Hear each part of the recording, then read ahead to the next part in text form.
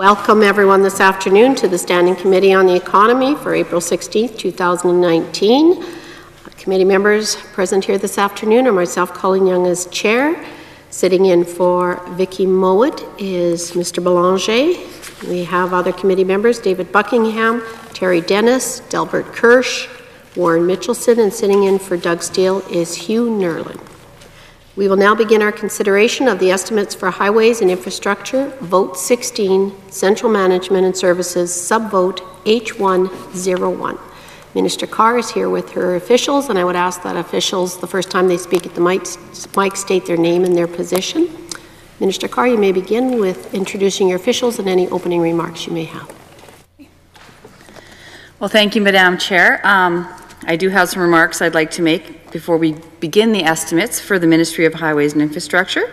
But first, I'd like to introduce my officials. With me today, I have Fred Antunes, my Deputy Minister, here on my right.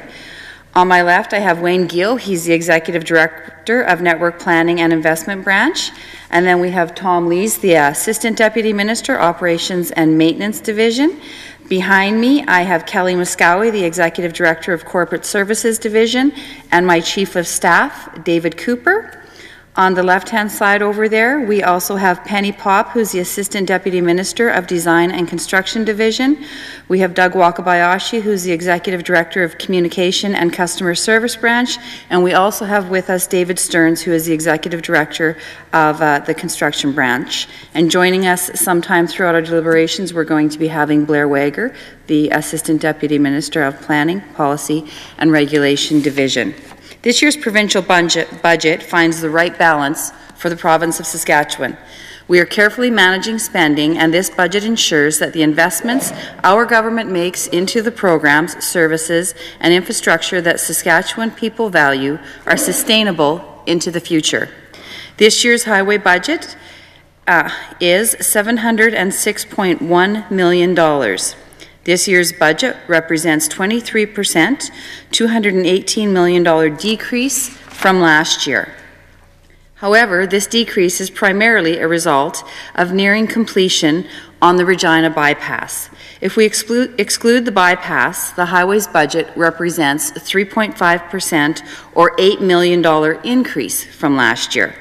Accounting for this year's budget, my government's total transportation investment is almost $9 billion since 2008. This year's capital budget will result in over $350 million invested into more than 1,000 kilometers of highways, in addition to the completion of the Regina bypass this fall. My ministry is working carefully to manage spending while investing in needed infrastructure for Saskatchewan people. Our government has demonstrated a commitment for investments into highways, bridges, and culverts in this province, and we are working to complete projects on time and on budget.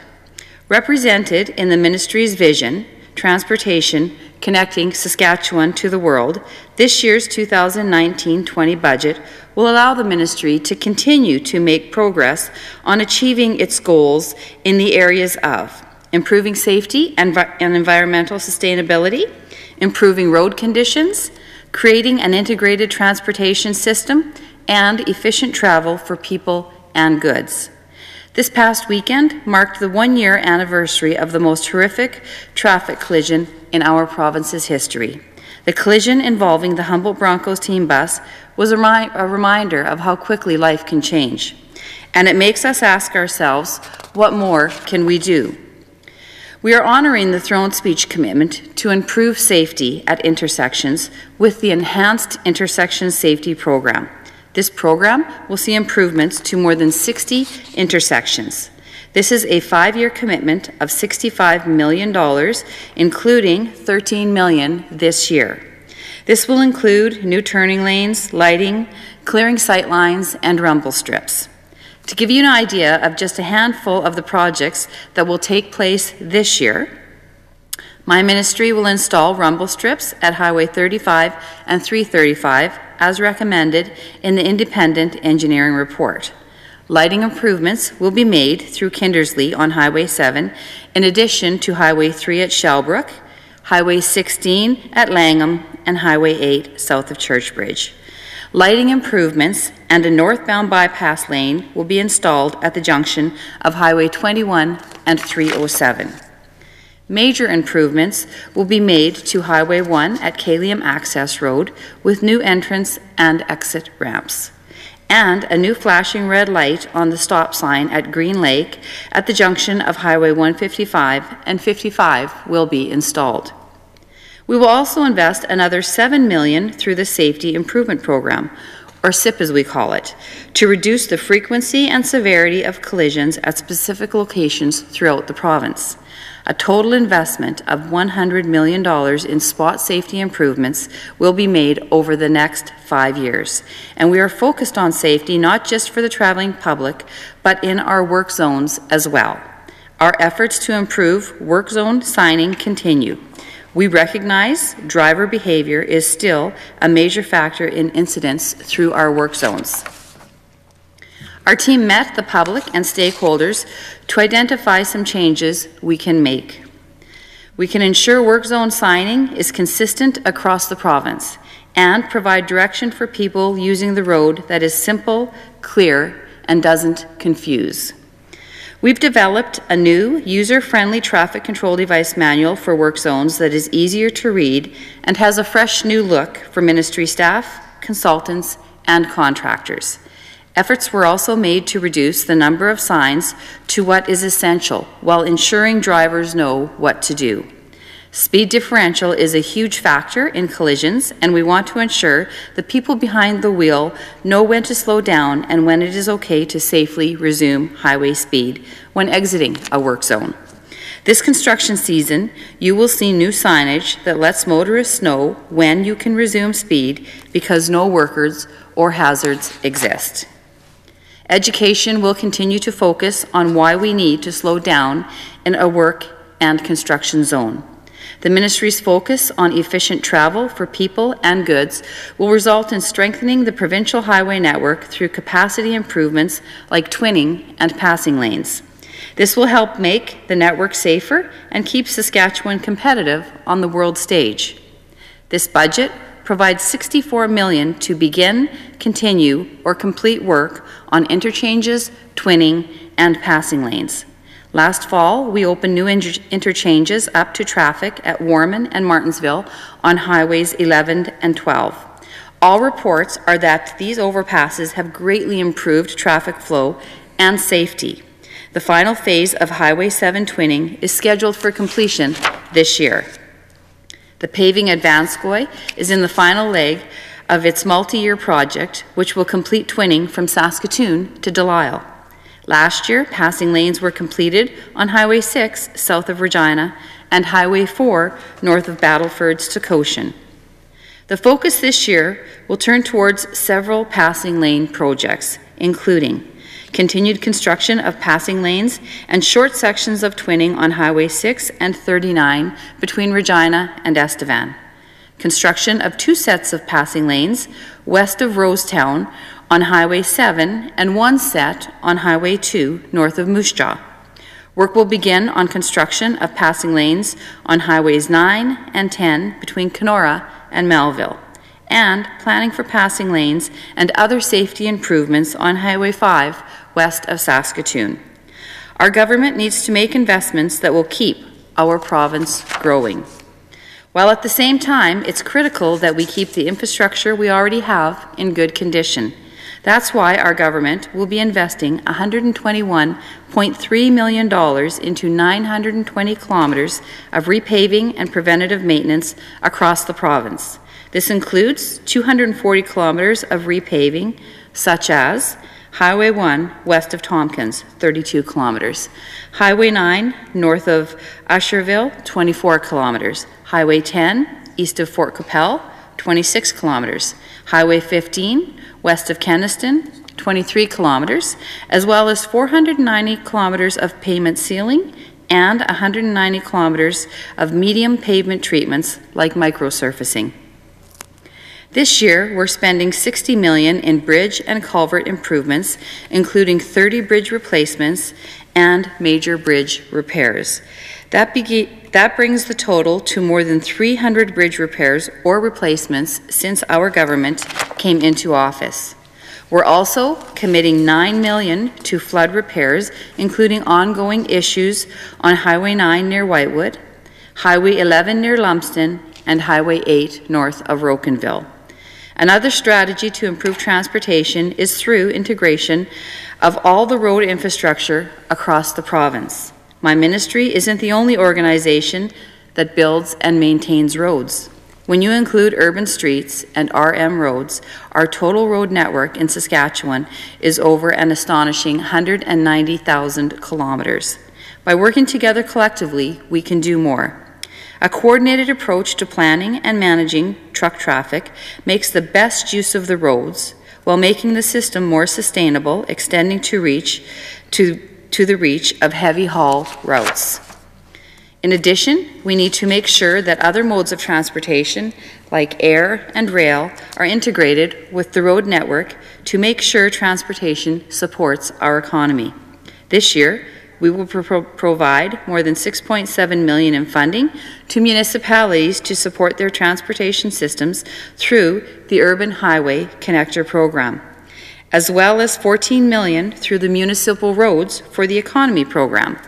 We will also continue to provide $700,000 through the Community Airport Partnership, leveraging a total of $1.4 million investment in local airports. Making the transportation system efficient is important to all of us. Goods and people need to be able to get where they're going safely, quickly, and efficiently. Exporters in agriculture and mining and oil and gas need to move products to market as cheaply as possible without having to worry about weight restrictions in order to remain competitive. This year, we have a number of projects that move that goal forward. The Regina Bypass remains on time and on budget. Phase 1 opened in 2017, and now the final phase will be completed and opened this fall. Once complete, the Regina Bypass, which is the largest infrastructure project in the province's history, will improve safety on Highway 1 east of Regina, reduce congestion in and around the city, and support and enhance our provincial economy by improving linkages to the national highway system. This project is 95% complete, and the remaining $89 million worth of work will be completed by the end of October. One of the biggest problems we continue to deal with is thin membrane surface, or TMS highways. At one time, thin membrane surfaces kept rural communities out of the dust. However, today, they aren't strong enough or wide enough to handle the trucks that use them. Where traffic volumes warrant, and there's a strong business case, we continue to upgrade these highways. This year, we'll do another 40 kilometers, including Highway 155 from Green Lake to 20 kilometers north, Highway 255 south and west of Tobin Lake, and Highway 355 west of Spruce Home. We continue to pursue partnerships with municipal governments to improve low traffic volume roads. We can do more when it comes to the table and we can do more when communities come to the table, and it gives RMs a say in what standard the road is built to, operated, and maintained at. In many cases, the RM is in a better position to maintain these roads at a better level of service. We are actively working on several partnerships to further improve the condition of rural, low-volume TMS highways. We are investing $57.3 million to build, operate, and maintain the transportation system in northern Saskatchewan, $28.2 million allocated for capital projects. This includes a number of bridge and culvert replacements, in addition to improvements on Highway 135 south of Pelican Narrows, Highway 155 north of Green Lake, and spot improvements on Highway 106 east of the junction of 135. And again, I'd like to speak to the importance of partnerships. The Northern Transportation Infrastructure Task Force is made up of the Northern Area Transportation Planning Committee chairs and a senior transportation planner from the ministry. Members include the Northeast Transportation Planning Committee chairperson, Bruce Fiddler, the Athabasca Basin Transportation Planning chairperson, Glenn Strong, the Northwest Transportation Planning Committee chairperson, Barry, thank you, and Area Transportation Planning Committee's chairs, Richard Porter, and Ministry of Highways and Infrastructure Senior Transportation Planner, Alan Lindsay. This task force recently worked to come up with innovative funding and project delivery methods for infrastructure improvements in the North. The group brainstormed over a dozen approaches and put forth 3 proposals, one of which recommended a spot improvement strategy where we upgrade stretches of road in order to create consistent driving conditions along a corridor. I'm pleased to announce that as a result of the work of the Northern Transportation Infrastructure Task Force, this budget allocated $1 million to the spot improvements on Highway 106 that I mentioned moments ago. We will also continue to work with the community of Fond du Lac on various options to address future safety initiatives at the airport. We continue efforts to make travel more efficient for public and goods. To create efficiency for the trucking sector, we have harmonized the wide-based single-tire program with Ontario. This was announced last fall by our Premier, Scott Moe, and Ontario Premier, Doug Ford, to improve trade across Canada. With thousands of trucks transporting goods in and out of the province, the use of wide-based single tires increases fuel economy and reduces both shipping costs and carbon emissions. Our government has had to make some hard choices to bring our budget back to balanced. But as you can see, we have always understood the importance of a safe and efficient transportation network. Like any budget, we have some limitations, so we do need to be strategic. We are committed to improving safety. We are committed to helping goods get to market quickly and efficiently. We are committed to improving local access roads, and we are committed to investment in northern Saskatchewan. This budget ensures the improvements our government makes into programs, services, and infrastructure are sustainable into the future. And as you can see, we have a busy year ahead of ourselves. My officials and I would be happy to answer any questions the committee members have now. Thank you, Minister Carr. I'll now open the floor to questions from committee members, and I'll recognize Mr. Belanger. Thank you very much. We have a number of questions on a wide range of what the Department of Highways is currently undertaking, and I want to get right into it. We understand that you have a loss of 54 FTEs. Can you give us more information as to the background of these FTEs? Are they in maintenance? Are they in management? Are they in services? Like, where is the cut on the FTEs?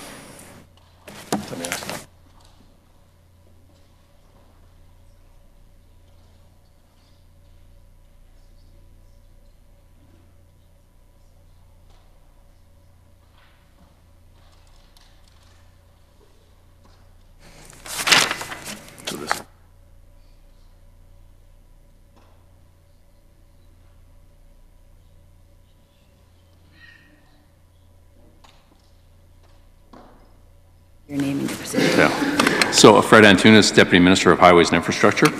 So I guess the estimates will show that there's actually an increase of 26 FTEs. Well, I guess not in estimates anymore, but there's an increase of 26 FTEs, and that's because we've reflected students, which we've never done before, so there's actually an overall increase. But when you look at some of the changes, there was some staff that moved over to SAS Builds. So that was a transfer of positions that went over to SAS Bills with the centralization of procurement services. We've recently announced some changes related to administrative positions in our districts. And then we're also looking potentially at we're looking at maybe some initial changes with our crews, but we haven't finalized anything there yet. So no decisions have been made on that yet. And the gist and the reason why I'm asking about the FTEs is that we are paying really close attention to after the bypass change and obviously the reduction of dollars over the next number of years because of the bypass commitments, how is that going to affect the overall operations of the Department of Highways? And you know, there's a lot of worrisome trends that we see. In particular, the basis of my question on the FTEs is on the maintenance aspect. Obviously, you look at some places that we're hearing have a difficulty in filling some of the positions. As an example, North Battleford, Prince Albert, where some of the positions for maintenance and so on and so forth aren't being filled or are being moved. I would suggest, Madam Minister, that you look at the overall operations of highways. You're going to have to ask the question is, as we have a decrease in spending, as evidenced in this year's budget, what are the impacts on the FTEs and how are those losses of the FTEs and the services and the dollars that we enjoyed in highways previously, where are the cuts and how are they going to impact operations overall? There's a lot of discussion around the maintenance of the equipment, and I would dare say that there are some emerging concerns. There's some people of the opinion that the highway vehicles aren't being maintained properly, that there is some significant public safety issues with improperly maintained vehicles. And I just wanted to serve notice today that these are consistent themes that we're picking up as a critic from a variety of sources. So how confident are you as a minister that the potential danger, the potential issue of maintenance, proper maintenance on these vehicles aren't posing a risk to the public? Because obviously when we travel, you and I, we meet a snow plow, you know, we meet a grader, we meet a gravel truck, and one always assumes that these are highly maintained and that their specs and standards and condition of all their equipment is something that the department takes very seriously. So I'd ask the question, how confident are you in the maintenance and safety of equipment under your watch while they're maintaining Saskatchewan highways? Okay, well, I guess I'd just like to address a few things that you said throughout your comments there. Our budget is not down this year. Our budget is actually up by $8 million or 3.5%. So we are not making any cuts. As you alluded to, there is not more money coming off the road. I want to touch briefly on some of the positions that you allude to that we're losing. We are not taking anybody off of the road. All workers that are being laid off are actually office staff, and we're restructuring, so we're not taking anybody off of any piece of the road. So those positions will still be there. And as the Deputy Minister already mentioned, some of our positions are going over to SAS Builds as part of the procurement piece. So while they're not actually in the Ministry of Highways, they are still doing our procurement for us, just in a different location. Yeah. And then, I mean, I feel very confident that our equipment is maintained very well. If you have specific, I guess, samples that you would like to bring forward to us because you believe it is an issue of safety, I urge you to absolutely do that and ensure that we get those taken care of. But I'm just going to let my Deputy Minister speak to the maintenance piece here. Yeah, so a couple things. So I think that when you look at the equipment that we've got in place, this year we actually are making a significant investment in equipment. So we're in the process of building 2 new pavement stripers. We've got 15 new snowplow trucks that we're going to be building this year. We've recently leased 35 graders in addition to 10 graders that we got last year, 10 used graders that we got into the fleet. And we're also in the process of, we've done, the grader lease is something that we're going to be doing, 35 new graders that we're leasing, and we just recently leased 38 loaders. So those are all replacement pieces of equipment, and in addition to that, we're also looking at opportunities to maybe lease another 15 snowplow trucks. And I think in terms of the comment related to the safety of the equipment, I'll ask Tom Lees to speak a little bit to this about the process that we go through in our shops, but the trucks are certified through SGI inspections, and Tom can speak a little bit to how often that happens and what the process is. Tom Lees, Assistant Deputy Minister with Operation and Maintenance Division. So as the Deputy Minister alluded to, absolutely the piece of equipment that are in our shops go through daily circle checks to make sure that they meet all the safety specifications. They also go through on a minimum 1 SGI check or 2 SGI checks in a given year, as well as our highway patrol officers also do some CV inspections on them as well. So in terms of the pieces of equipment that are on the road, they go through specific safety checks to ensure that they're safe to go on the road before they do so. What are the minimum thickness required for some of the blades that we operate in front of our vehicles, like the snowplow blades and the grader blades? Is there a minimum thickness required? I don't have that information on me. Provide that, and also explain or provide the myself with the how the thickness of the blades that keep our highways free of snow and other debris. Are there standards around blade thickness? And I'm assuming that there are. And the reason why I'm saying that is because you really have to be careful. SGEU has a lot of examples, and they often communicate some of their issues with a number of members of the Assembly. And they bring up some of the concerns around safety of government-owned equipment. So, as I said at the outset, inspection, maintenance, meeting the standards, these are things that are concerning. So I'm going to ask in the most simplest way, when you have a desired thickness of a snowplow, I'll use that as an example, is the safety regime so rigid that even that is being tracked? Or can you assure me of that? It's being set. It's being tracked.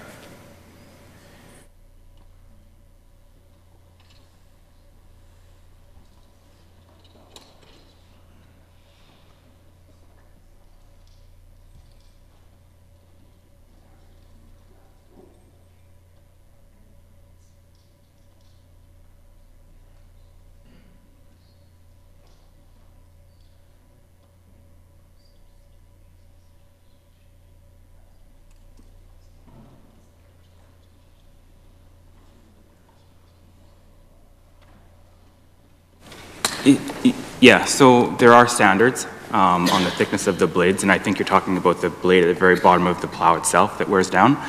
There are standards to that. They're checked daily by our maintenance staff, and actually they've created some tools that they can use to do quick measurements throughout the day as well to ensure that it's not wearing down, and if it wears down, they certainly do stop and replace them.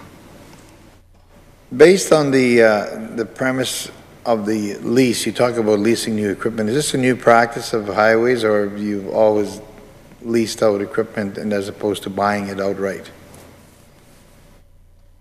This is, I think it's something we've looked at recently as a different way to be able to do it. I think we started looking at the fact that, equipment, takes a long time to, it starts to get old and the repair costs go up. And I think what we found is that if you look at leasing equipment so that it gets replaced on a regular basis, those repair costs aren't there. The equipment gets replaced on a regular basis and we have better equipment. And we found that we've been able to actually put more money into the road because it's a lower cost of ownership because the equipment is newer. So it's something that we have done in the past. We stopped it for a little while. We were going to more rentals. We've come back now to leasing. So we started with 38 loaders, as I said, and we're looking at 35 graders, and we're also looking at opportunities to do the same with snowplows. The decision to lease equipment as opposed to purchase, is that also part of the decision-making involve not being able to keep full positions? Say, as an example, I keep harping on about the maintenance staff. They're obviously a key part of the team overall. And when you hear that there's less maintenance on equipment, that there may be shortcuts taken, and I'm not going to give specifics, it's not really, I just don't want to give those specifics now. But we're not seeking to privatize more and more of the fleet of highways, thereby reducing full-time positions within highways, and in essence privatizing the Department of Highways. Is that the direction that we're heading? When you look at leasing, I think we have had had difficulty actually attracting mechanics to our shops. So if we have vacancies in areas, it's not because we've been trying to keep them vacant, it's because we've had difficulties in actually recruiting them. And that doesn't just go for highway shops, it also goes for some of our section offices where, you know, depending on what the economic environment is in the region, we've had difficulty attracting people and retaining them. So when the oil patch gets hot, for example, in southeast Saskatchewan, it's difficult for us to attract employees, and eventually if prices go up and wages go up, then people leave us. So we haven't tried actively to reduce any of those positions. Some of them we've been filling positions in the last little while on a term basis, but we've recently moved to staffing those now on a permanent basis so we can get more, so we can get staff, you know, you have permanency in the employees that we've got in place. So we're moving. And I just want to, you make the reference that we're taking shortcuts and you're not going to give us any examples of these things that are taking place. Myself, and I guess I would think probably yourself, should be concerned about this. And if people are taking shortcuts and you feel like there's any safety that's being depleted here, I would hope that you would share those with us so that we can undertake to get them fixed as soon as possible. Yeah, Minister may have misunderstood my question. It was a question, it's not a statement. Are we taking shortcuts? As in, are we not properly maintaining the equipment because we can't attract and retain heavy-duty mechanics? That was the question. You were not. The other issue around the equipment itself, has there been any accidents or any major breakdown, or an example I would use, a snowplow cracking in half or any of that sort? Has any of those incidents has been reported through all of the highways operations?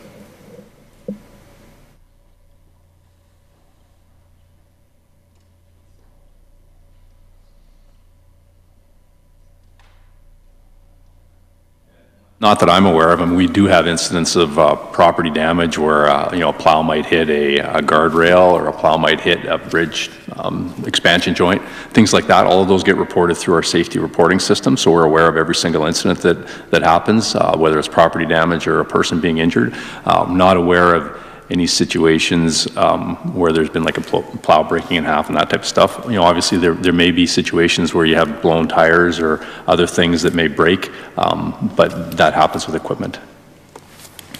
When you lease a piece of equipment, whose responsibility is it to ensure that that equipment is in proper working order, and who maintains that equipment? So when it comes to the day-to-day inspections, that will be our staff that are trained to, you know, do walkarounds and do different checks and that type of stuff. But as part of the leasing program, and we've done it different ways, but the program we're looking at now is we make it the responsibility of the leasing operator to do the scheduled maintenance on it. And that result, the reason you do that is because then they're guaranteeing that the equipment is going to get back in a certain condition that they can go off and resell it while it's still it has a high value. So usually the leasing company, or the company that's providing the equipment, wants to make sure that they're involved in the regular maintenance of it, but the day-to-day stuff is done by our staff.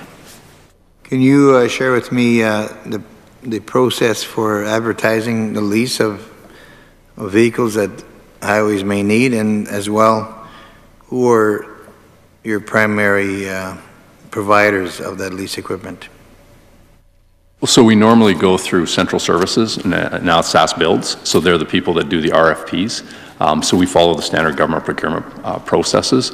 And some of the typical vendors that we get are, I think Redhead is one, Brandt. There may be others, but it's the Caterpillar tractor. So there may be others, but Kramer tractor. So those would be the typical people that would bid on it.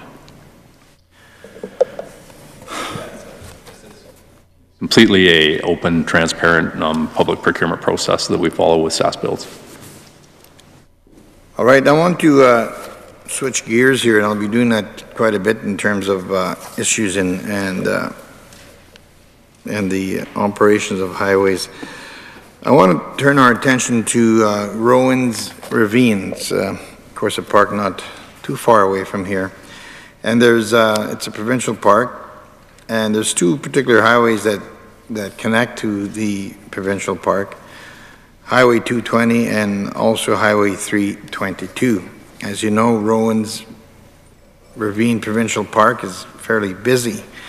And there's a lot of business people, recreation campers, and cottagers, and just a ton of people. And we spoke about this a couple of years ago. And I guess Highway 220 from Beaulieu to Rowan's Park, people are still calling it a goat path, saying that this thing, you can't get any RVs on it. People are wrecking their vehicles on it. It's just a huge disaster. And we were told 2 years ago that there's going to be some progress on that, but the reports are still coming back that this Highway 220 is just getting worse and worse.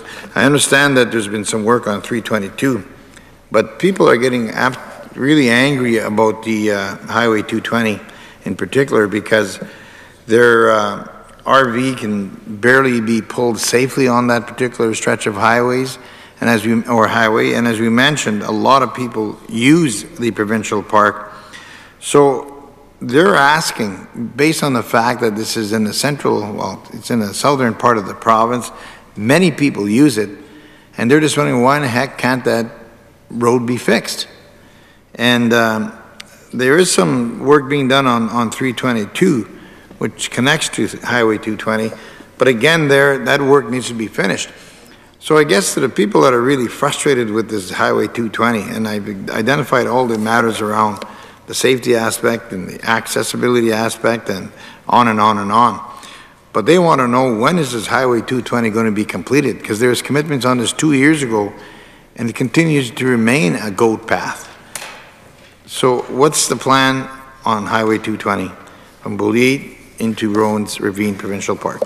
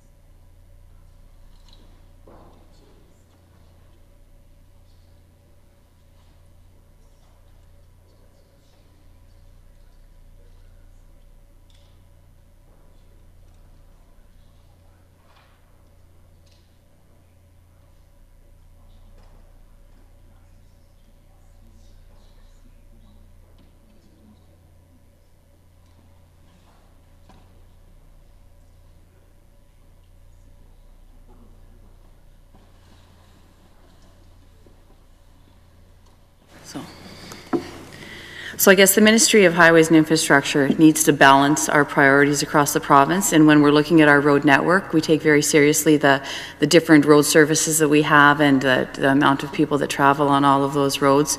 So you're talking specifically about these roads that go to Rowan's Ravine, and I'm just going to turn it over to Tom Lees to have him tell you what the plan is there and what's been done. Thank you. So just to elaborate on what the Minister said, 322 and 220, in 2015, we're all aware that it fell apart significantly due to the water table out there. The Ministry of Highways has invested significant efforts into restructuring Highway 322. So we've done capital upgrades from the junction of 20 all the way to Glen Harbor. on a capital project side. And then we've also done some extensive maintenance treatments on 322 from Glen Harbor to the junction of 220. So essentially 322 now operates as the dust-free surface from the junction of Highway 20 to 220. In particular on Highway 220, which you refer to, it was a TMS road, and in 2015 the ministry reverted it back to a gravel road, and we continue to maintain it by either doing gravel blading or adding additional gravel as required and doing spot improvements where there's localized rutting. So in terms of 220 and 322, we've done significant work on that road in the last several years.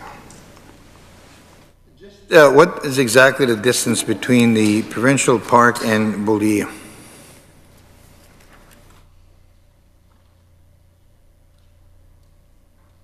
Park and what? Bolivia.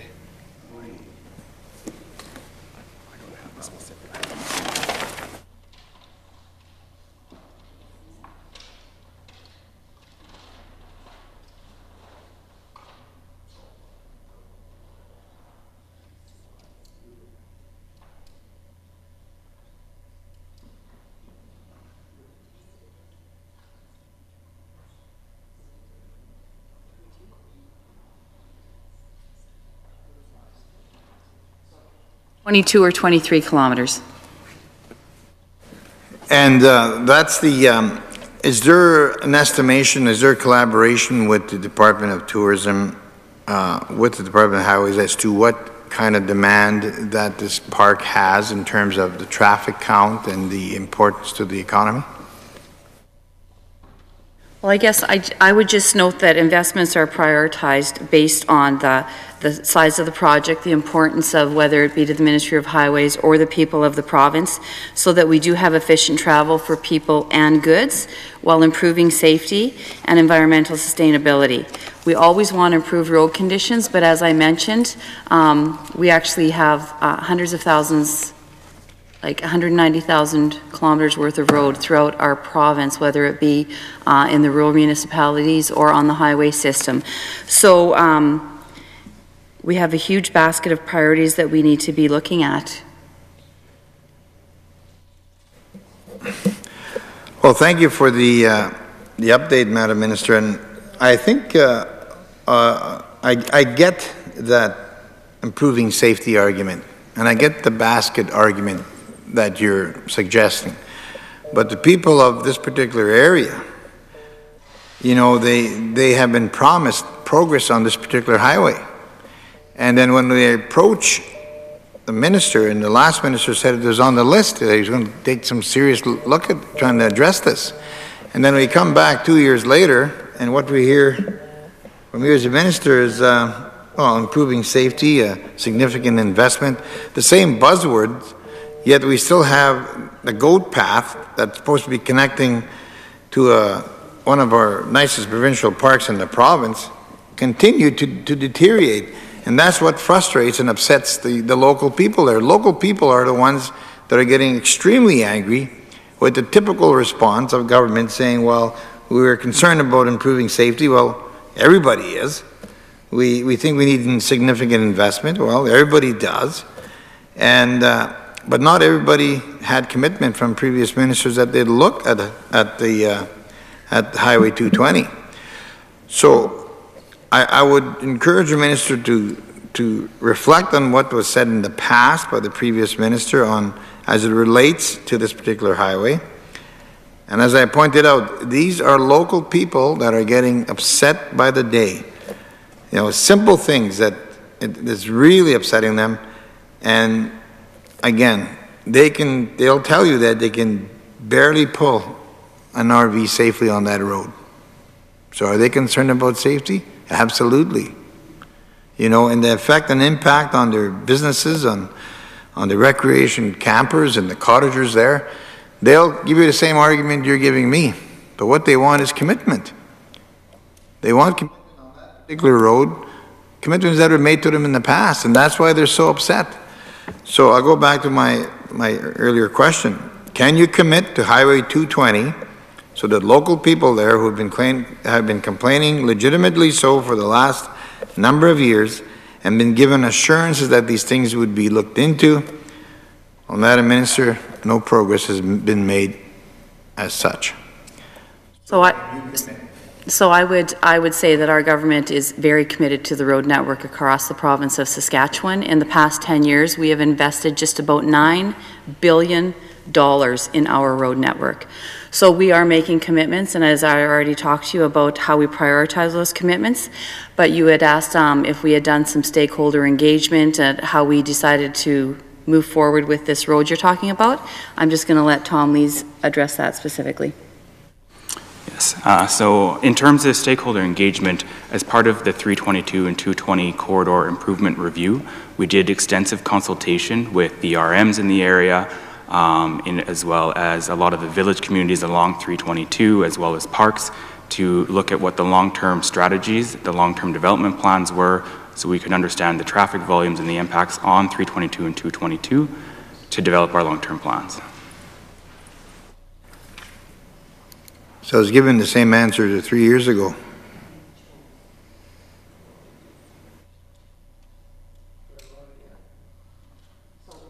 I guess just briefly, as far as we know, there was no commitment and we focused on 322. Well, I'll have to re-dig up all the answers and all the comments made, because a lot of the local people, and we're talking to local people who are bringing these issues forward to us, they are still very upset. They are still demanding something be done to this goat path so that we can showcase what is in Rowan's Ravine Provincial Park. They're proud of that park, but they've said it, if not 3 or 4 times in the last 3 or 4 years, something has got to be done on that road. And the response you get back from highways seems to be stakeholder engagement. Now is a new phrase, improving safety and significant investment. Well, they haven't seen any of that, any of those, the buzzwords being used today. So that doesn't, and I used to always tell people that if they say your highway's on the list, you know, I used to often be told, well, you can't travel on a list. And all the issues about stakeholder engagement, significant investment, improving safety, well, they're all for improving safety, but they haven't seen any stakeholder engagement, and they certainly haven't seen any significant investment. And they wanted me to share that with you because a lot of them are very upset. So I'll ask the question again, is there any commitment being planned for Highway 220? There is no commitment at this time. They do have 322 that they can use. That road is a dust-free surface, and it is a viable option for them to use to get to their location.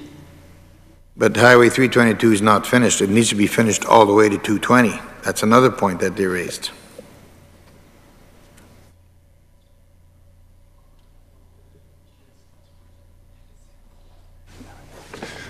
Wayne Guino, Executive Director, Network Planning and Investment. When we took a look at those 2 projects, both 322 and 220, we had to make a decision because we had 322 was along with a lot of cottages along the route and was a much higher traffic volume, went through Silton all the way up to the park there. So we did all the way up to Glen Harbor. Now you're right, we do have the last section that we're looking at, and we still have that within our prioritization model and our different analysis, along with the Highway 220, but we do know that the highway section from 322 does rate higher. So even planned immediately, it does rate a bit higher. Can the minister commit today to having more robust discussions with the stakeholders on this particular matter? Can we at least grant them that? We will advise them accordingly if the minister agrees to having more robust discussions on this particular. Well, you know, I have an open door policy and I meet with stakeholders all the time. As I talked in my speaking notes earlier, we are actively working on partnerships with several different communities and RMs across the province. They bring their concerns to me. Sometimes we find partnerships that can work where they can help invest in that road also. So I am always willing to have a conversation with and listen to people to help us determine how we're going to prioritize road work moving forward. And that will happen once again as we go through our next budget cycle. Well, I think that'll be cold comfort to them because they have been knocking on highways doors for a long time, bringing forward their concerns with little success. Just to ask the question around, what are we Are we sending any money right now to Vinci in France as part of our commitments towards the Regina bypass?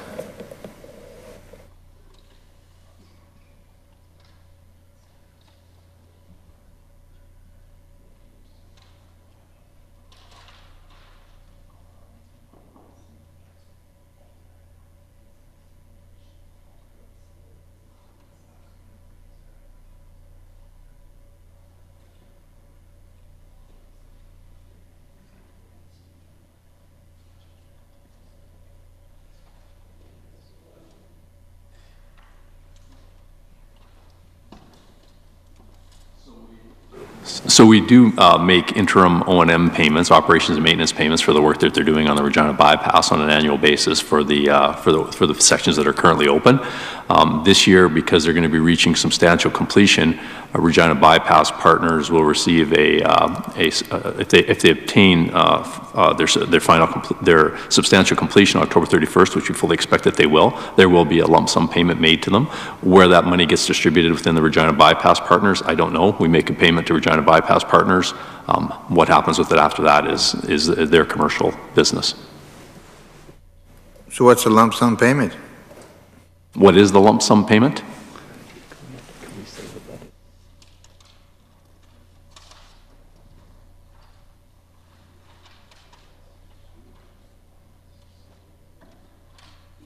So as you're aware, we've been accruing the cost of the Regina bypass all the way along, so that money has already been booked by the government. But this year, the payment will be around $577 million. Now, what did you pay last year?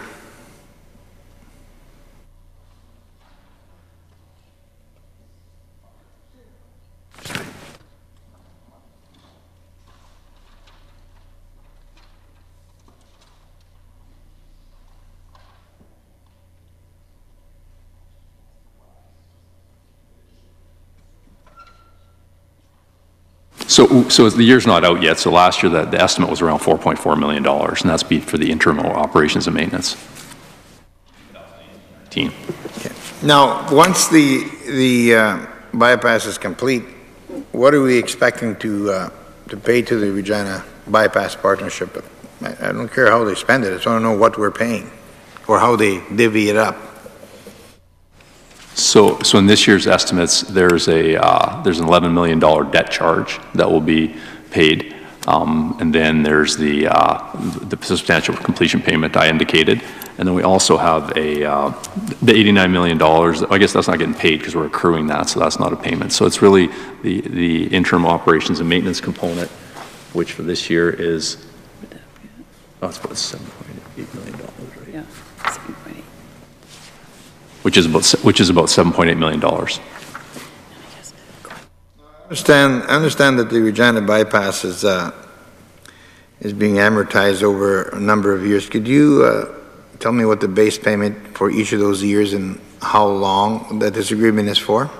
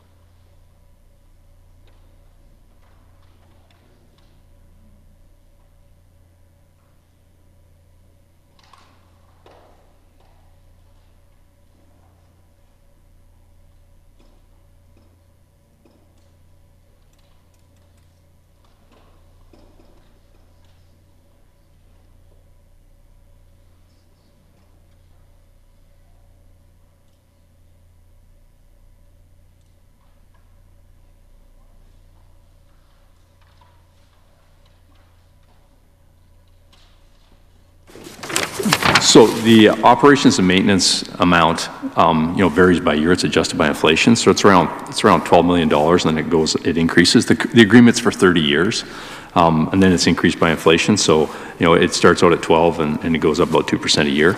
There's a rehab component that varies by year depending on what type of work that they're going to be planning to do for rehabilitation, and it ranges anywhere from $1 million to $15 million. It varies by year.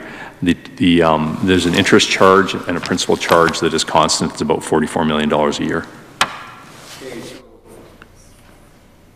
In consideration of the variances that you alluded to, what is the low range and what is the high range per year as an estimation for 30 years? I want to just see what the costs are over that 30-year period from the high range to the low range.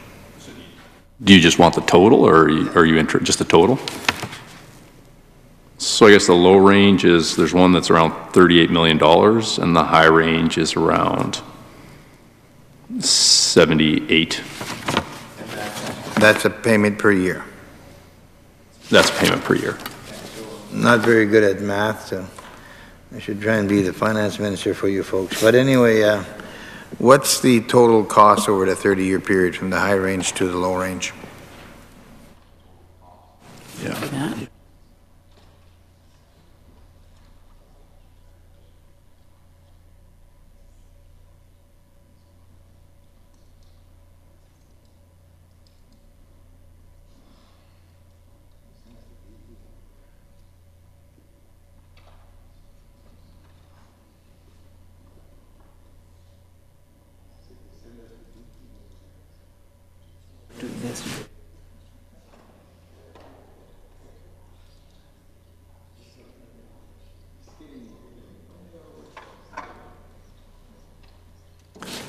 So I think, it's been published that the net present value of all the payments is $1.88 billion.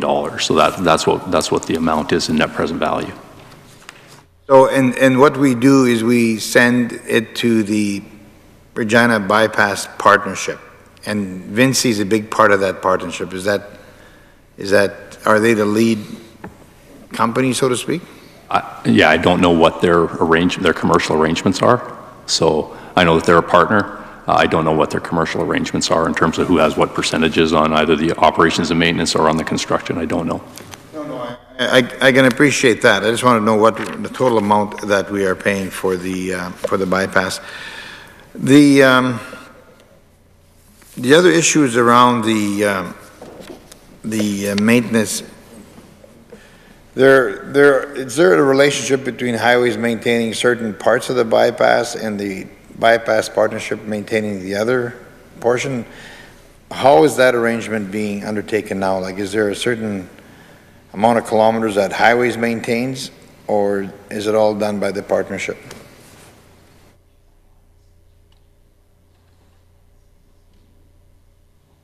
So the maintenance contract is with the Regina Bypass, and they will be doing all of the maintenance. There's a small piece south on Highway 6 that is ours, but the remainder is the Regina Bypass Partners over the 30-year contract. I want to shift gears a bit to head north from Regina and talk about the northeastern part of the province. I wanted to chat a bit about the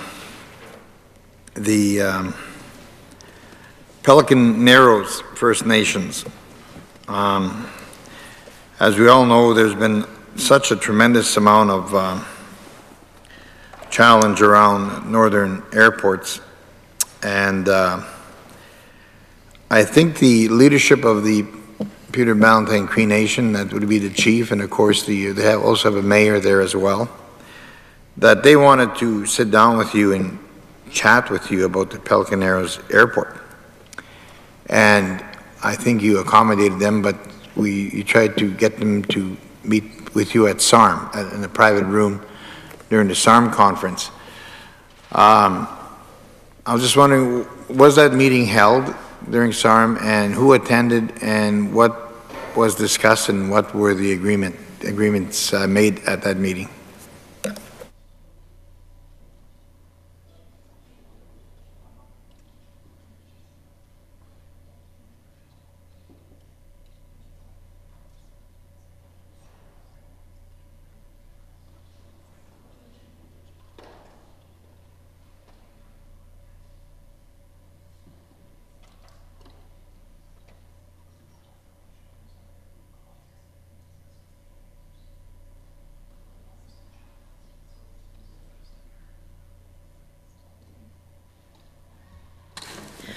So we did have a meeting at SARM, and we actually met with the community. The band was supposed to be there, but something happened and they got waylaid, so we met with a couple of individuals. And we talked a lot about the airport and I guess the lighting and how things are handled during the nighttime and the procedure that happens with all of that. And as we went through those discussions, we talked about the price that's paid for these people that go out and actually set this lighting up when it has to be set up for a plane. And I think we actually came to a consensus that we're probably not paying enough for these people to do it, because it takes 2 people at a time. And so we're actually looking at that and seeing what we can be offering to come to an agreement with that community, so that I guess they feel like they're getting the value out of that. And I think the understanding that, I think he probably met with the mayor, Ovid Michelle, and the chief, of course, is Chief Peter Beattie. I understood that Chief Peter Beattie was unable to make the SAR meeting, and while they appreciate the effort to meet, I think he was probably looking at a different venue, perhaps a different location.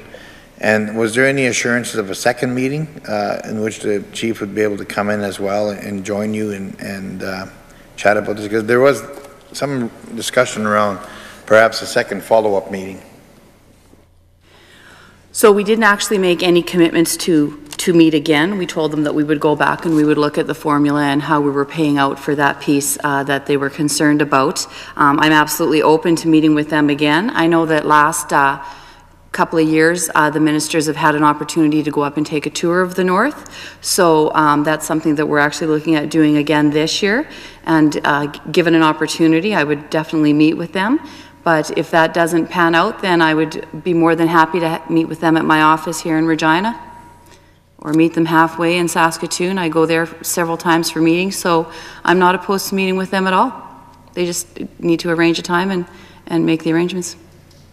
All right, I will certainly, I'm sure my colleague will be advising them as such that, and I'm sure they'd appreciate the opportunity to meet with you, because they do have roughly 4,000 member, well, it's a mixture of municipal, but the vast majority are band members. You're dealing with 4,000 people within the Peter Ballantine Cree Nation and Pelican Narrows. And it's a gravel strip. They've got some serious issues around that, and given the fact that it's such a large population base, and that we have to make arrangements to put the lights on, and it's a gravel strip, so they need serious upgrades to that particular airport. And I'm certain that the chief and the mayor, and that their second meeting with you would certainly give justice to the argument that this airport needs to be upgraded. And so I'm certain that they'll take you up on that offer. Has there been any plans on the Pelican Narrows Airport itself? Because a number of communities use that. Like, there's a number of smaller communities around there, and people travel in that particular area. But has there been any formal request or any formal planning on upgrading that Pelican Narrows Airport?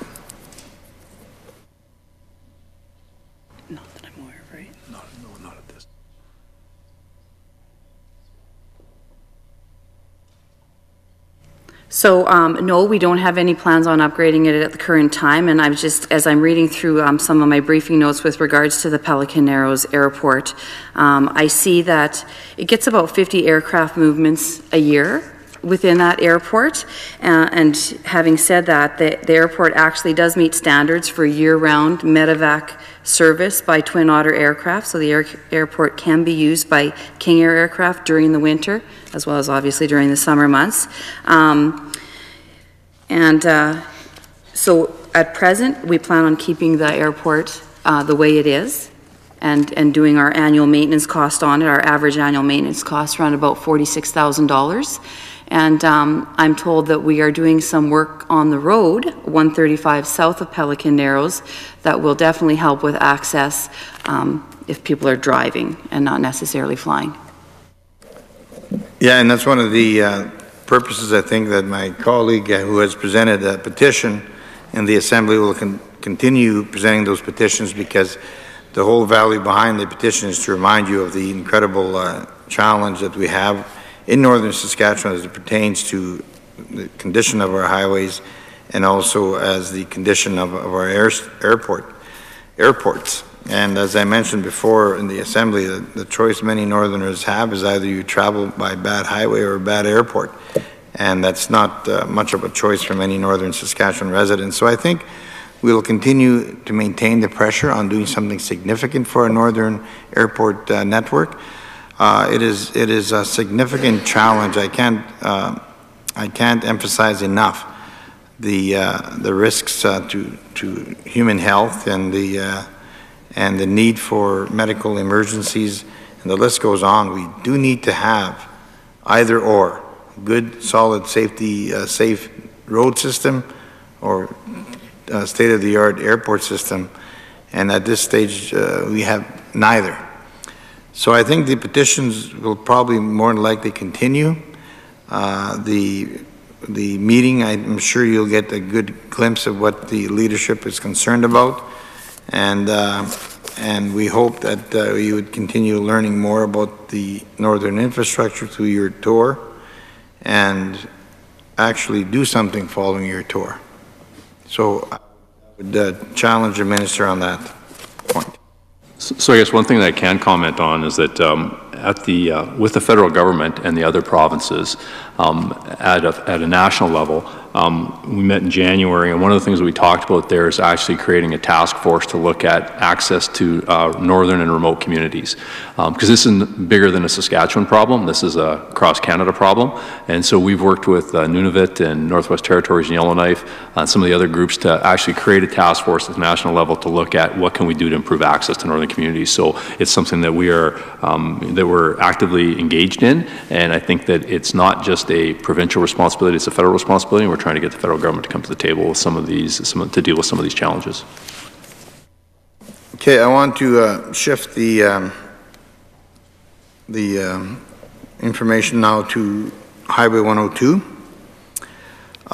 It's north of La Ronge. I've had the opportunity to travel it a few times, as my colleague probably travels it much more than anyone in this assembly.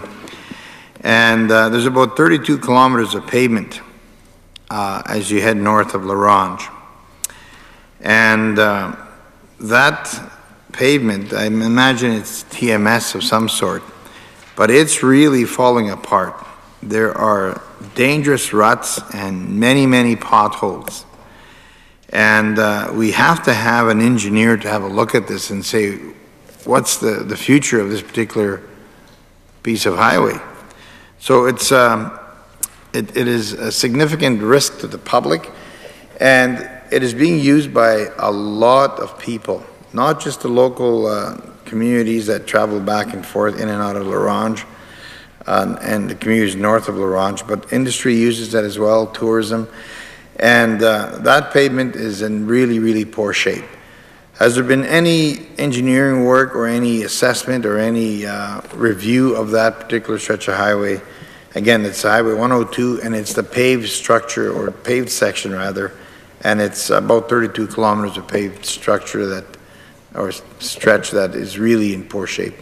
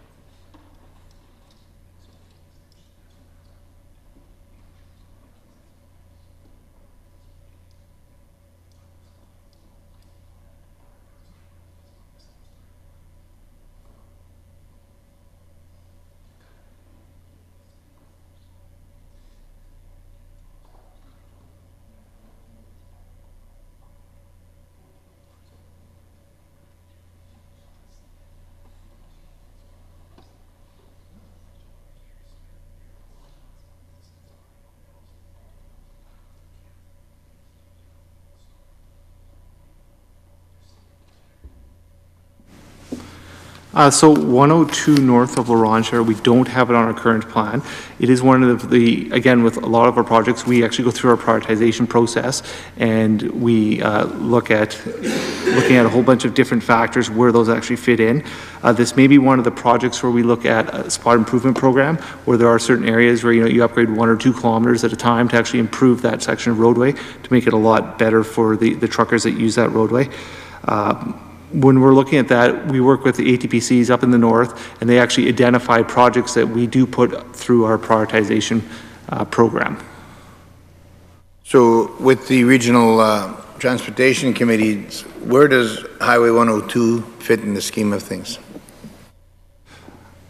I'm not sure exactly how they have submitted it to us, but every year what we do is we go to those area transportation planning committees and they get to identify what some of the priorities are and some of the issues that they have with the roadway system. Not even so much of what the improvements are, it's more of what is the need out there. So this one, it may be a safety need or it may be an access need, but they identify what those needs are and then we take those and we do the analysis trying to figure out what the actual appropriate solution is. So some roadways, it's upgrading the entire roadway, some roadways it's looking at primary weights, others we're looking at intersection improvements or safety upgrades, some it's actually doing a grade raise or geotechnical type improvement. So we do that analysis trying to figure out what the actual need is out there, and then we put that through our prioritization process, because obviously depending upon the need, that impacts what the benefits are and what the costs of that particular project are. Yeah. When you look at the role of the Transportation Committee, there's some good, valuable local advice. I'm not disputing that. But they don't obviously have the final say. So they can prioritize certain highways. It's still up to the Ministry of Highways to determine whether they're going to finance or fund that road or not.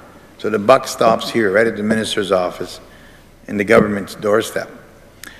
And that's the reason why we have venues such as this today to explain to you, as in case of Pelican Arrows, when we have Flin Flon, that's no longer delivering children, then we got to have a quick access in and out. So because you got to, if there's childbirth issues that are of emergent natures, and I talked about the 4,000 people there and medical emergencies, they need a decent airport. Well, the Area Transportation Committee don't have the information in front of them to assess these things. And that's why we do it through these venues.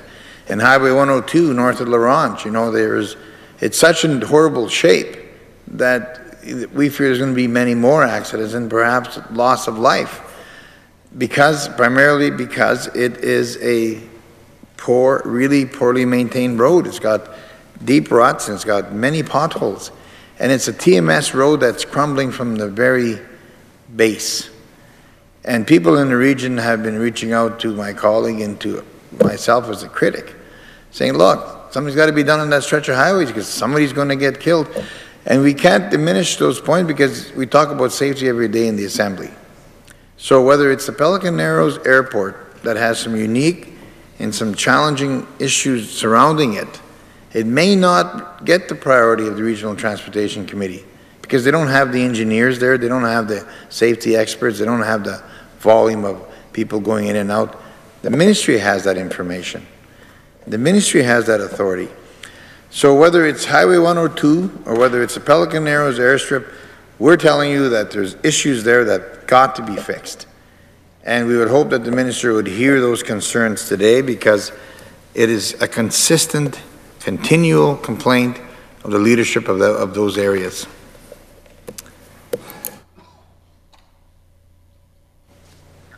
So we do listen to our communities, and as we've talked about priorities, I mean, it's the reality of where we're at.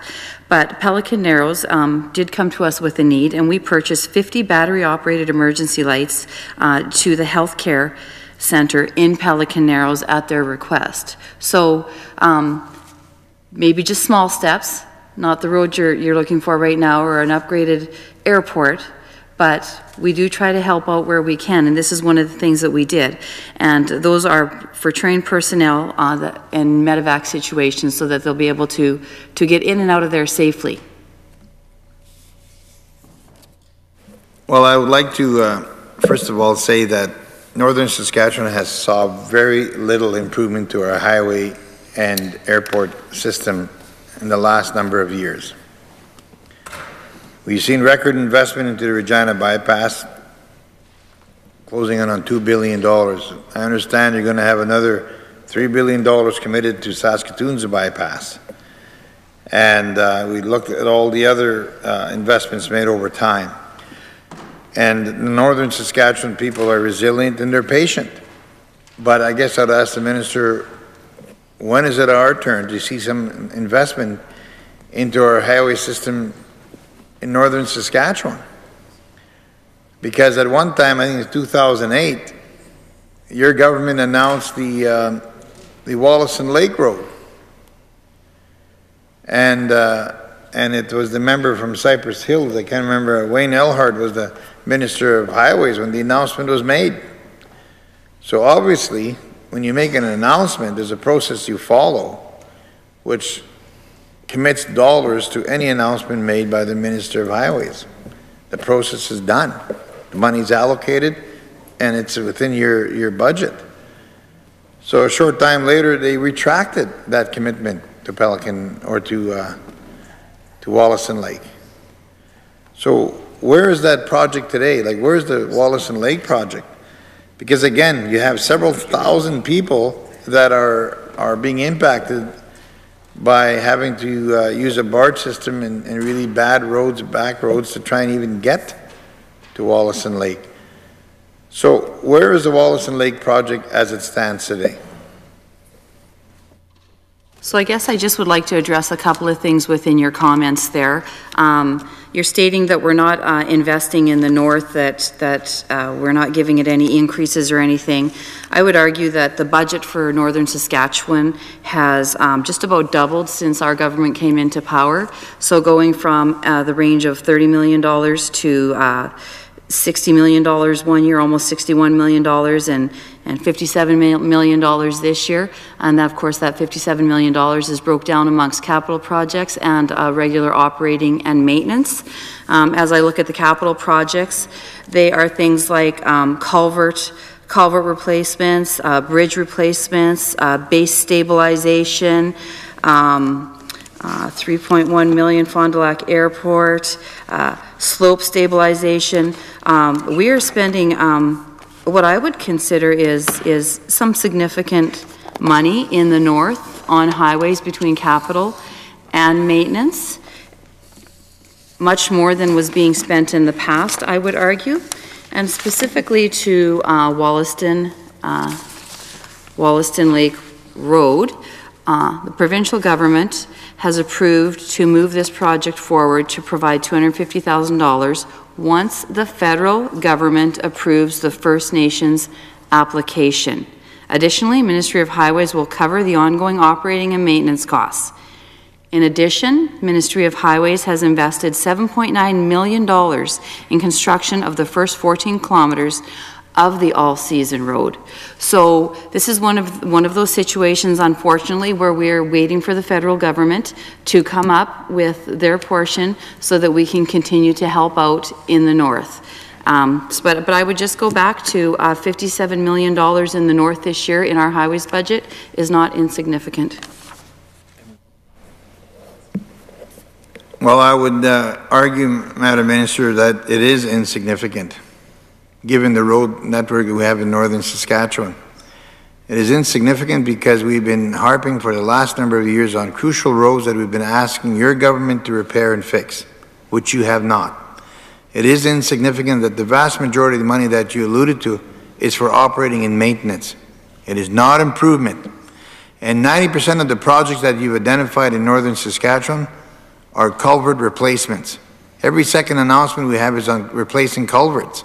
The reason why you're replacing culverts is because the road around those culverts are crumbling. It becomes a serious liability issue, and you're impacting many, many more people's lives. So it's almost as if you're forced to replace those culverts. But in reality, your commitment to Northern Saskatchewan is not there. And that's the most polite way I can explain to you. When we listen to some of the people in Northern Saskatchewan talk about the deterioration of their vehicles, the impact on their families, their family safety, the need for having a safe transportation system for the economy. All the arguments are there, but the commitment is not. So on the $60 million that you made reference to, can you explain to me today how much of that $60 million is actually on new road construction? Can you give me a price?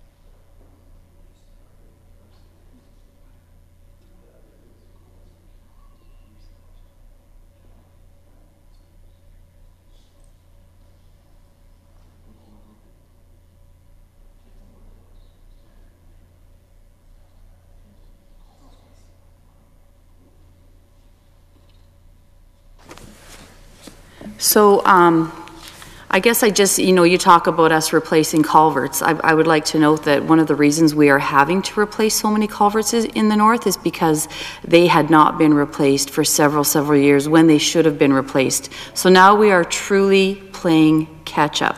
And I'm sure you've heard that story on more than one occasion. So of the just about $60 million that we have, 28 million of it is capital.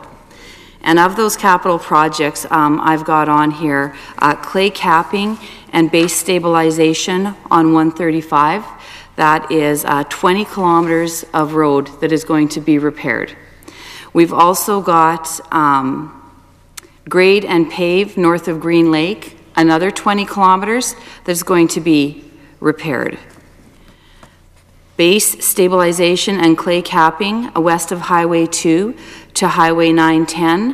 How many kilometers? 28 kilometers, is that what it looks like here? Which one's that one? This one? Yes. Yeah, about 20. Yeah. So we have that. We also have grading southwest of Cumberland House on the bridge. Significant investment. These are millions of dollars that are being spent on significant road improvements in the north. I had of course I have the opportunity of traveling north on a weekly basis when session was on, and we had heard that at Suma you made a comment that there was some commitments to repair 20 kilometers of road north of Green Lake. I imagine you must have mentioned that in your address for Suma. So I checked my odometer as I turned north at Green Lake, and just as I hit the 20-kilometer mark, there was 3 logging trucks coming out of the bush that were hauling forestry or trees out of the bush.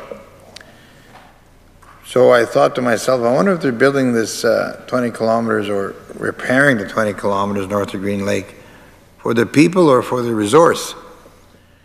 So were you subjected to any lobbying by any of the forestry companies to replace or to repair that highway north of Green Lake? Were you lobbied at all by any of the forestry companies to repair that highway?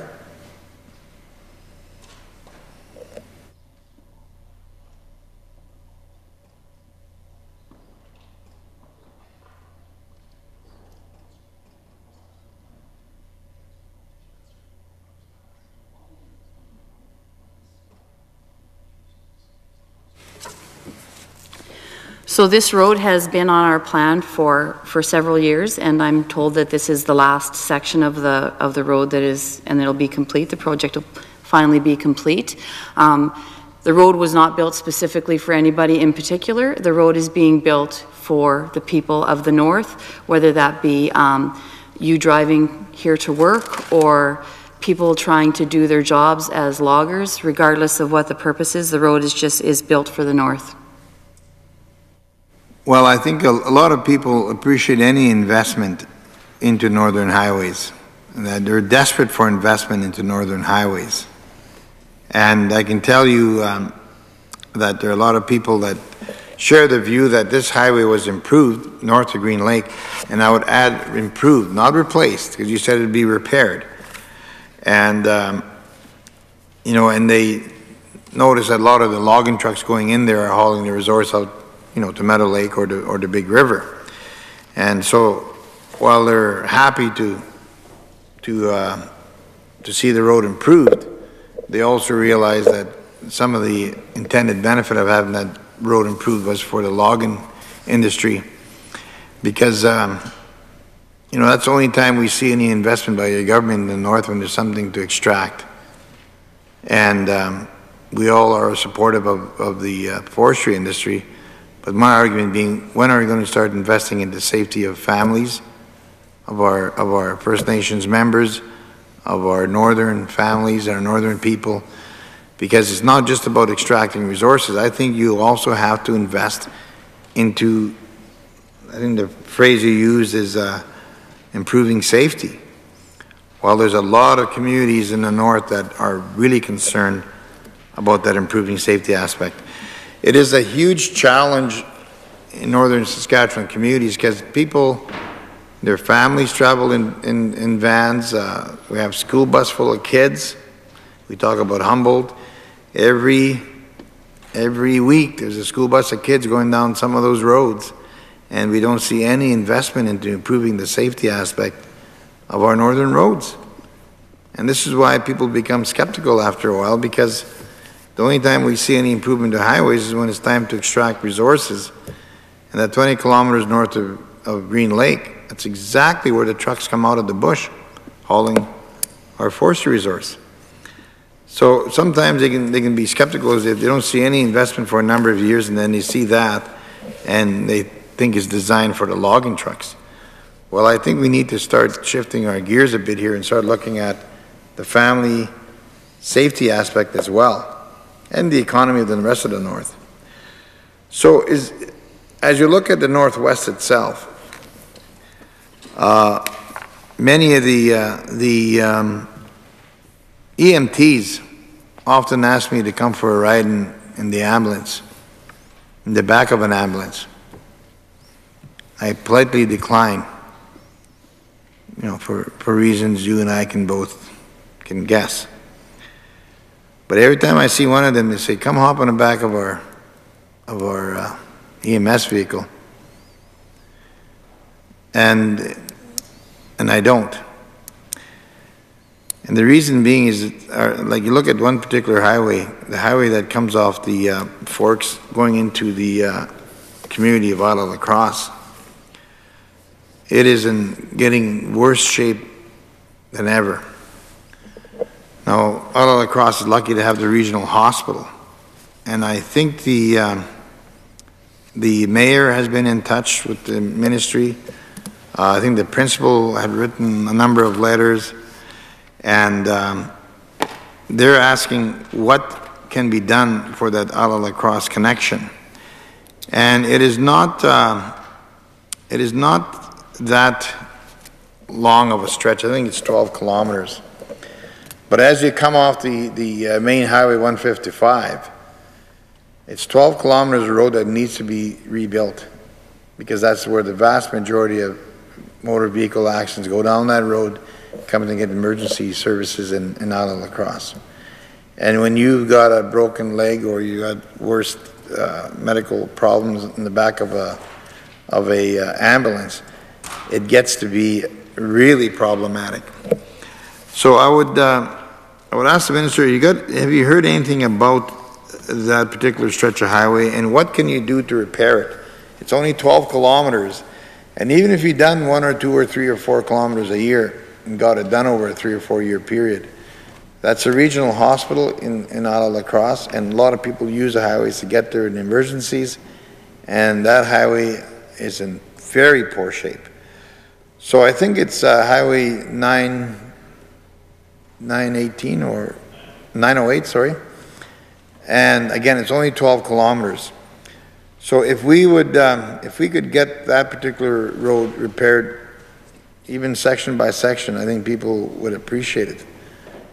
But it is in significant deterioration, and I would like to invite you to drive a few of these roads. You go to these northern tours and come to the regional facility and ask the EMS guys to give you a ride at the back of the van, and then you'll see what they have to experience, especially the patients that may have some serious injury to themselves or illness. That 908 has got to be replaced. There's no question about it, and a lot of folks can call it self-serving because it's my home community. But the fact of the matter is it's only 12 kilometers. It's not a significant amount it's not a significant distance, but it's a significant link to our regional health facility. So can you undertake in your northern tour to take a trip to the community and go up that highway and see for yourself? Because there was a section replaced when we were in government, and there's commitments for more, but of course that story is old now. 2007 there was a change. So I think we need to find out where you're at on that particular stretch of highway. I did meet with your predecessor and explained that particular highway to him in great detail, and there was discussion on he'd go and have a look at it. Now, I don't know if he ever did, but I'd like to invite you to do the same, to come have a look at that 12 kilometers of road. It runs from our municipal airport to the main highway. It's 12 kilometers. In your northern tour, can you make an effort to look at that particular section of highway? So specifically, I'm not really sure what the itinerary is, what they have planned for me, which side we're landing on, which areas we're going to. If we're over there, I will definitely have a look at it. But if we're not over there, then it might have to be next year territory. But I guess just to address some of the stuff in your preamble up to that question, you made the comment that the only time we put investment in the north is if we're going to be taking something out of the north. I would argue that a good portion of these capital improvements that we're making, whether it be culvert replacements or work that we're doing to 123 or 135, those are not for taking stuff out. That is for the people of the north. So we have a little bit of a differing opinion on that one. Do we want to make any more comment on 908? 155 is 620 vehicles a day. Yeah. Very significant. So we also want to talk about the fact that, you know, the province has worked with the federal government to reallocate money in the IBA agreement, which wasn't originally planned. So we are trying to allocate some of that money to the north. What is IBA? Well, it's the integrated bilateral agreement. Do you really want to go there? Because that's for the province right now. We're not spending that. But we're advocating for it, though. Yeah,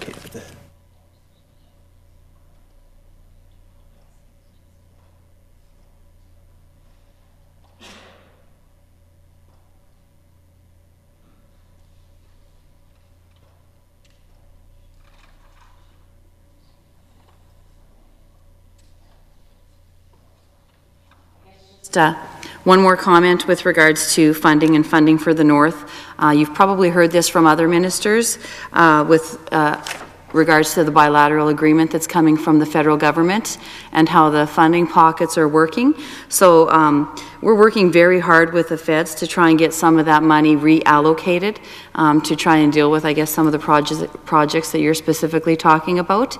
So that is something that we are working actively on, trying to make happen so that we can do more of these projects, and we have to wait and see. Once again, we're waiting for the federal government to make a decision so we can decide how some of that money is going to be spent moving forward. Just on the issue around the Fond du Lac Airport, are you able to give us an update as to where things are at? As we've had some great leadership from the chief of that particular First Nations, and he was very articulate and very focused, and basically championed the effort to get the airport replaced and widened and lengthened. So where exactly are we at with the Fond du Lac Airport? Because we've spoken of the accident there at great lengths in this assembly, and again, as I mentioned, the amount of traffic, air traffic, out of the Athabasca Basin is tremendous. We fly out there a lot, and we know, we've lived in Uranium City for about 6-7 months, so we know how the terrain is, we know how demanding life is out there, and the only basic way of getting out of the north, but for the vast majority of people, is through air transportation. Of course, Uranium City and Fond du Lac and those particular Kamsala Portage, those particular communities don't have access to the Far North Road. Black Lake and Stony Rapids do, and of course that comes up through Points North. So the airport structure for Fond du Lac, which is the largest band not being able to access that road on a regular basis, they use the airport or the airplanes a lot. So what's the update on where things are at in that particular project?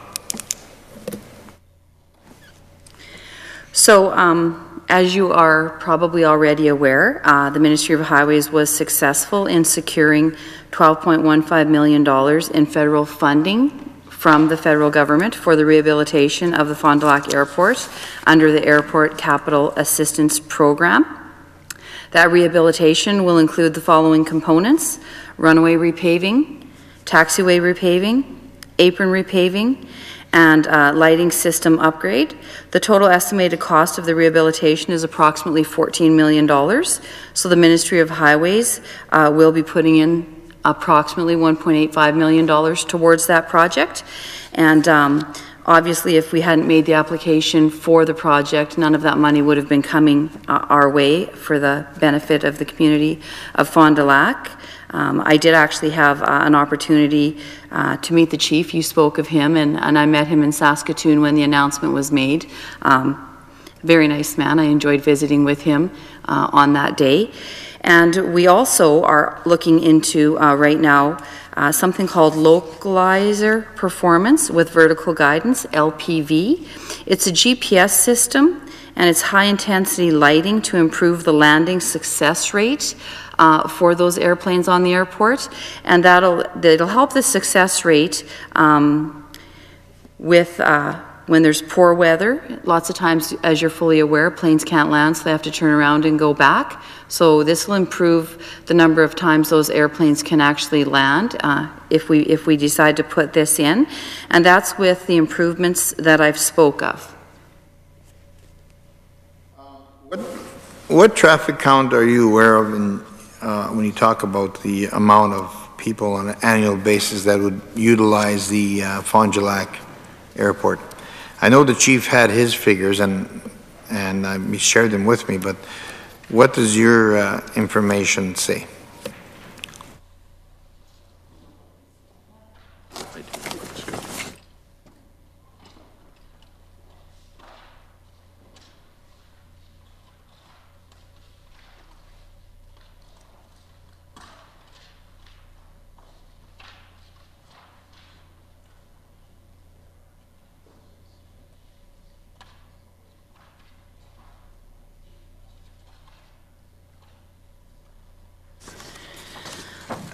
So for the Fond du Lac Airport, we don't have number of people as per se, but we have the number of aircraft movements that are taking place, and it's 3,500 for Fond du Lac. 500 aircraft coming in on an annual basis. And would the, and as a result of all the effort by the chief and by the people and the crash and the whole attention to the safety aspects of the Athabasca Basin travel matters that we spoke about. At one time, I assumed that there was going to be an extension and widening of the airstrip. Has that now been turned down? Is there going to be lengthening or widening of the airstrip at all?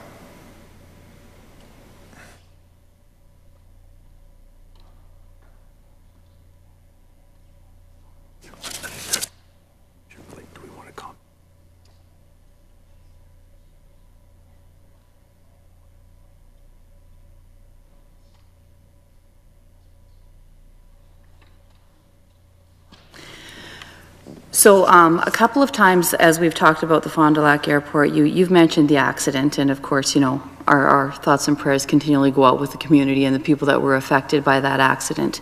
But I just want to be clear that it wasn't the condition of the runway that caused that accident. I believe the report come back and said it had something to do with the de-icing or not de-icing of the airplane. So I just want to clarify that up front. When we made the application for the rehabilitation of the airport. Part of that actually did include an ask for widening and lengthening, but it was something that was not approved under the Airport Capital Assistance Program. And if we widen and lengthen that airport, it actually comes at a substantial dollar amount. So that was one of the reasons that we're actually looking at this LPV system, the GPS system that I talked about that has the high intensity lighting and increases the success of landings in poor visibility, and it decreases the amount of times those airplanes have to turn around and go back to their original destination without actually landing. So for right now, no, there's no plan for widening and lengthening. You mentioned the total project costs are 14 million. Correct me if I'm wrong on these figures. Okay. $14 million set aside for the Fond du Lac Airport, which is a far cry from the 23 to 25 million that was spoke of at one time by the chief. Of that 14 million, the province is putting 1.85 million. Again, correct me if I'm wrong. The feds are putting in 12.7 million. Again, these are your figures. And that $14 million, what you're doing to $14 million is putting, you're repaving the airstrip, the taxiway, and the apron. Plus you're putting in, as you mentioned, the LPV lighting system. Is that a fair assessment of the project thus far? I just want to clarify. First of all, I had said that the final report from the accident, it was actually an initial report that talked about the de-icing, so I just want to clarify that up front. And it's 12.15 million by the feds and 1.85 million from us. And yes, it's runway repaving, taxiway repaving, apron repaving, lighting system upgrade. Now, that is not the LPV system that I spoke of. That's something that we are looking at doing over and above this project, because we think without having the lengthening and the widening of the airport, that this system will bring some huge benefit to the airport and the success of airplanes landing there. The chief has long argued and very strenuously, I might add, that these northern airports they're getting bigger aircraft and thus heavier loads, and so there's heavier aircraft landings on these northern airport system, and that's why he was advocating for a longer runway and widening that runway. I can only guess that he's probably disappointed that they're not doing this. And how has he approached you on this particular matter? Have you had any correspondence with him since then? I have not had any correspondence with the chief since then. I spoke to him on the day of the announcement, and that was the extent of my conversations with him. I want to spend the next several minutes before we take our break on the notion around intersection safety. We all got a terrible wake-up call as a result of the tragic event around Humboldt, and absolutely everyone is now speaking of issues around intersection safety. But there's also discussion on truck driver training, and it's probably administered through the Highway Traffic Board. But I want to share with you I'll have a few questions of you as to what the government's trying to do to make sure that the truck driving training component, how you may have participated in this, or your department may have consulted with SGL on this particular matter. But in the fall of 2018 throne speech, your government announced a commitment to intersection safety enhancements. They talked about phase 1, highway access roads, highway to highway and highway to access roads. There was approximately 120 intersections. Phase 2 was highway to highway and highway access roads where obstructions are outside or in the ministries right away. And there's 730 intersections there. And then you talked about phase 3, the highway key municipal roads, a number of intersections still to be determined. So just in terms of phase 1, phase 2, and phase 3, can you give us an update as to what kind of progress have been made with those intersections? All in all, I think there are between phase 1 and phase 2, something like 850 intersections, and then you have the key municipal roads. So I wanted to do phase 1, phase 2 separate, and then we'll do phase 3 with a more independent focus. Okay, so yeah, intersection safety is something that it's very true. We talked about in the throne speech, and it's something that we're highlighting over the next 5 years between our safety improvement program and the intersection safety program that we have going. It's going to be $100 million that's going to be invested within the province of Saskatchewan. We already had the safety improvement program going, which you know, is clearing the sight triangles and looking at all of that kind of stuff. And that was $7 million a year that we've been spending. And I might note that that's up from $1 million as compared to 2007. So it was a significant increase from previous years already. And the accident really did highlight what truly is important to us. So we just felt like we should focus on this a little bit more and just accelerate our program, which is the reason we're going to be spending between the safety improvement program and the enhanced safety program with intersections of $20 million a year. So just to speak specifically to the phases that you're asking about, I'm going to turn it over to Tom. Yeah, so in terms of the phases that you were talking about specific to the clearing of the site triangles, so there was 3 phases. The first phase is in terms of doing a full desktop analysis on all highway to highway, highway to access, highway to community roads. So we have completed 1,000 desktop reviews for all intersections across the province. Phase 2 was looking at doing the detailed reviews in the field. So in terms of highway to highway intersections, we've completed field inspections on 120, and we've addressed obstructions in 70 site triangles for highway to highway locations. And then in terms of highway to highway intersections where there's obstructions that are inside or outside of the right of way, we have conducted field inspections on 775 intersections, and we're actively clearing site triangles in that area as well.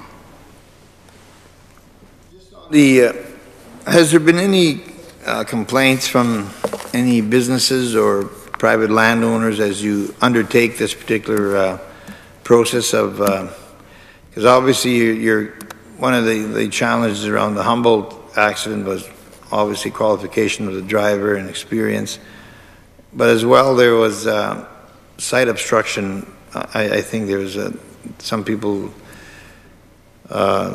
there was a map drawn of the actual accident site and showed there's some significant problems with trees and so on and so forth. So as you undertake this effort, have you had any complaints from landowners or from businesses that where signs had to be taken down and trees cut or private property being cleared? How has the public responded to this?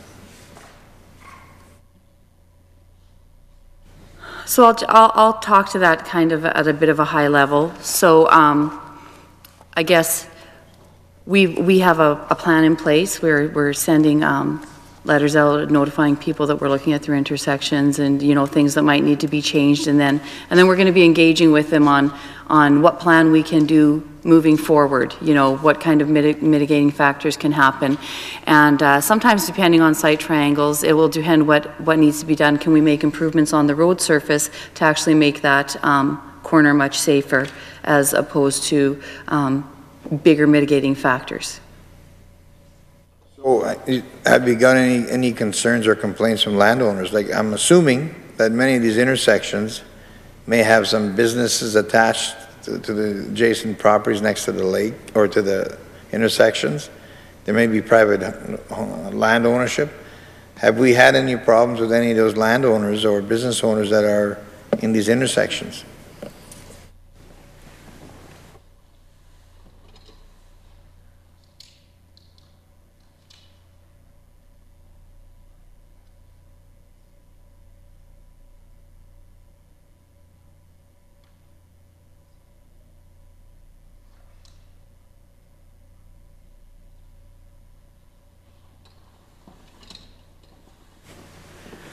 So specifically with regards to the site triangles and clearing of trees and stuff, we spent $750,000 on that last year in intersections, and very minimal complaints from the public. But as with any program, when you're changing things or when you're asking people to make change, some people will have concerns, but we work with those landowners, with those businesses, and as I mentioned earlier, and sometimes it just comes down to putting more safety improvements on the road surface, you know, whether that be illuminated lighting or stop ahead signs or rumble strips, whatever the case may be, then we can do some of those things. With the actual Humboldt crash, was there any issue around obstruction of view at that particular intersection? Well, I think you've had the opportunity to read the report on 35 and 335 that we hired the independent engineer to. Can I assume you've read that report? Oh. I'm asking you. Okay. So, yeah, McElhaney was the firm that we hired to do a report for us, and they gave several recommendations within that report, and some of them are low, medium, and long-term reactions that we will be having with regards to that corner. And I'm just going to turn it over to my Deputy Minister right now so he can go through what has been completed and how we are moving forward. Yeah, so McElhaney completed the independent report and came back with 13 different recommendations. If you look at the number of recommendations, 4 of them have already been completed. 4 of the 13 are done. We did them over the winter. So those included things like installing stop ahead and stop pavement message signs, which we typically don't use in this province. So these are new to Saskatchewan. We also looked at putting in some other sign-related enhancements like larger stop signs. So we've installed those already. So those are some of the things we've already done. There's also recommendations about some of the breakaway posts for the railway signals and some of the light standards. So we've checked some of those and some of them are okay. The other ones we're just going to check this spring. So those are being evaluated, and there's 5 items that were identified related to road construction that we have hired a consultant for, and we plan to complete those repairs of that work this year. So our intent is to basically have the recommendations all completed by the end of this year.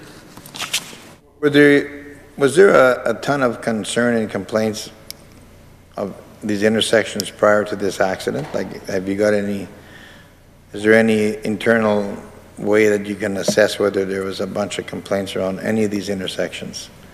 Has the department been made aware of any of them?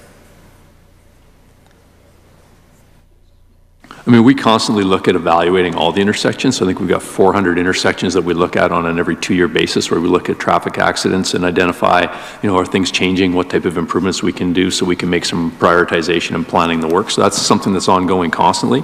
In addition to that, we do get a lot of feedback from municipalities, primarily urban, rural municipalities, about potential changes or improvements we can make to intersections where they're seeing traffic operations issues that maybe we're not out there, we don't see them every day. So we get a lot of, I wouldn't say they're complaints, I'd say they're more concerns where people identify, hey, we see this type of behavior happening here, and what we do is we used to put it into our safety improvement program where we had that $7 million, but now that we've got this enhanced intersection safety program, we'll be able to address a lot more of those. So concerns are raised, we have a plan to address them, and now we've got more funding to address them. Were there any concerns or complaints expressed about the intersection where the tragic event occurred with the Humboldt team prior to this? Sorry, can you repeat that question? Were there any other complaints sent to highways prior to the accident itself involving the Humboldt team? on that particular intersection.